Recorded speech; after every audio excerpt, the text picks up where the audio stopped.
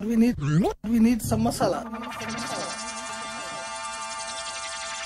Simple here. We've developed this where it's a pretty minimal rainfall, and we make it work that way, and due to the 4 uses of the water. So that brings us from roof to silt catch, which is the second component. The third component is the cistern itself. We did a lot. Kirsten may have showed you pictures up at Reach of the Reach community of indoor cistern up there. It's really nice. There's a cistern here indoors. But the downside, and I've already talked about this to some people, the downside of an interior cistern is, one, people say, well, hell, I could make a bedroom in there, and I'm making a whole big room just for a cistern. So it's square footage costing what it does. It's kind of not that economical to make a whole room for a cistern.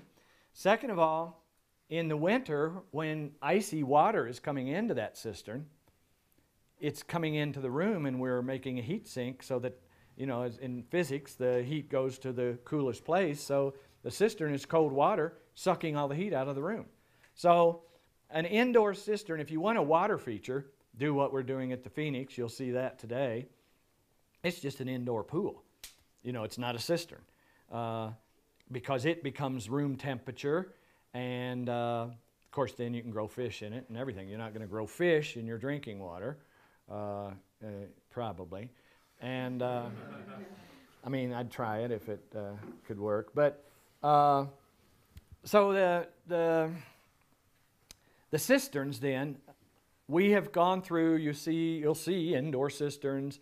You see we've made cisterns out of tires, like in the green modular one there. The blue circle is a tire cistern. There in the old Nautilus house is a round blue circle. That was a cistern made out of tires. We just plaster the inside. It's like making a whole room. It's almost as expensive. You have to put a roof on it and so on. So it's really down to, again, economics, time, whatever. We end up buying these variable rectilinear cisterns that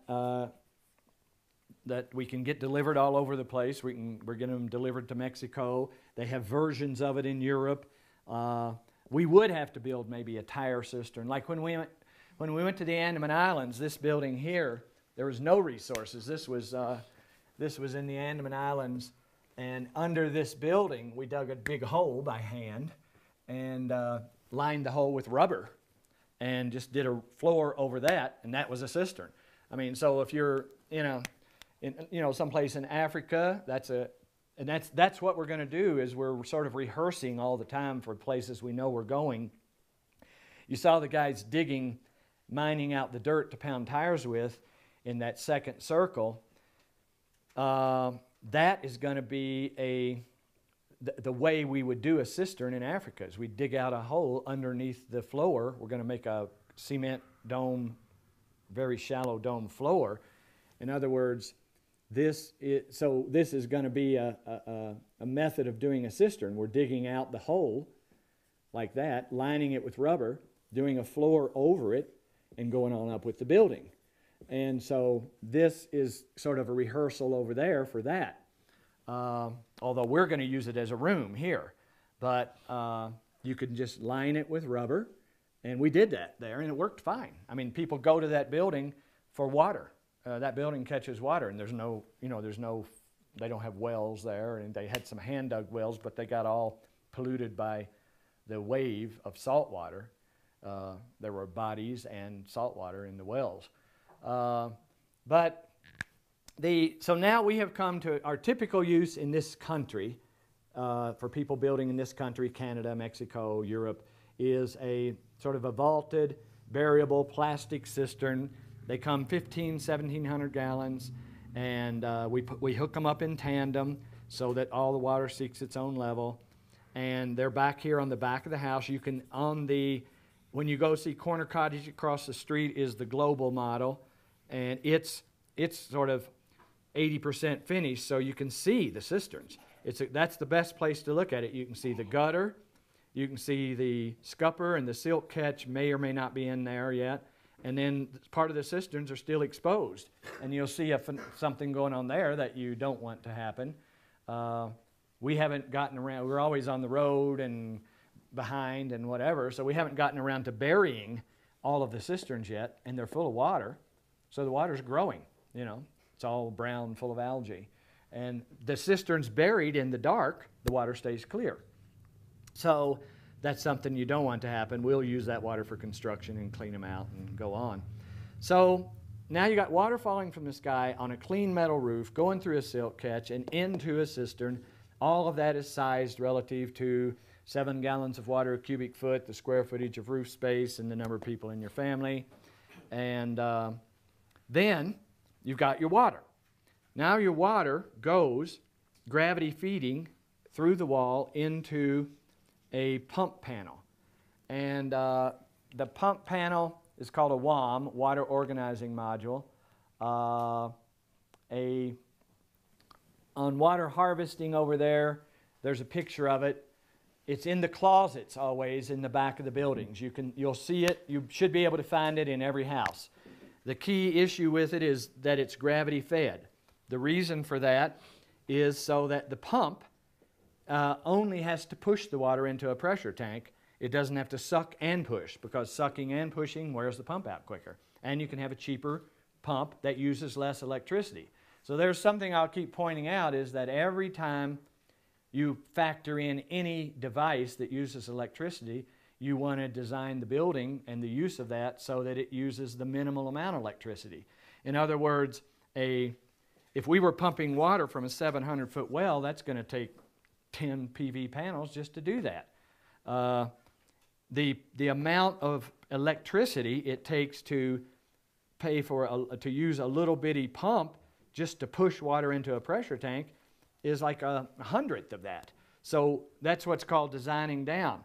We are designing the water system so it uses a minimal amount of electricity so that our electricity system can be small. So everything is, you're thinking about everything. It's kind of called layered thinking. As you think about sewage, you're thinking about electricity. As you think about water, you're thinking about sewage. As you think about water, sewage, and electricity, you're thinking about structure. And you think all of these 6 points all the time. Because, you know, again, I make a lot of analogies to the human body. It's like your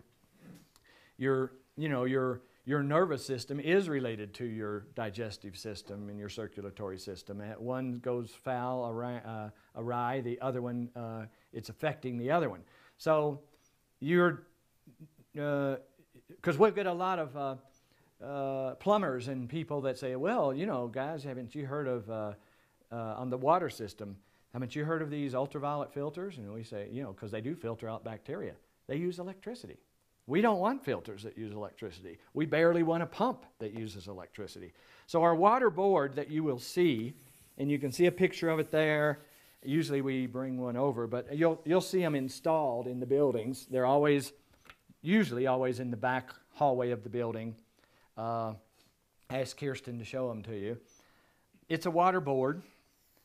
We make it. We put out drawings in the second book on how to make it. And we had a lot of plumbers around the country making them and changing them, putting in, you know, they'd say like, okay, well, these guys must not know about the ultraviolet filters. They'd put one of those in and they'd screw up the power system on the whole house and whatever. So we make them now. We don't even provide drawings of how to make them. But what they consist of is a simple 60 mesh filter that its job is really just to protect this little DC pump that takes a very minimal amount of power, only runs when the pressure tank gets down low enough. The filter's got a cleanable. It's also replaceable, but you can clean it for 2 or 3 years before you have to replace it. So the water gravity feeds to here from the cisterns, goes through the 50 mesh filter, through the pump. The pump then pushes it into a pressure tank nearby, a conventional household pressure tank. And back out of the pressure tank, you have conventional household pressure. Then it goes through another 500 mesh filter and to the house, you know, to the faucets. And then it goes from there on into a 1,000 mesh filter, which sometimes goes through a charcoal filter and into a drinking filter, a bacteria filter. So that's what you'd see on these water boards. And the drinking filter then goes to all the fixtures too. So whenever you see a sink in any one of these buildings, you're going to see 3 faucets, hot and cold and drinking. So we filter bacteria out for drinking and brushing your teeth and stuff like that. And it turns out that there's not any more bacteria in the actual rainwater than there is in a community water system. The real thing that is going for you in a system like this, other than having control of your own water and knowing you're always going to have it, is you don't have fluoride and chlorine in your water. Like when I go to any city, I can't even drink the water because it just tastes like a swimming pool. And I don't even want to touch it, really. We need some masala.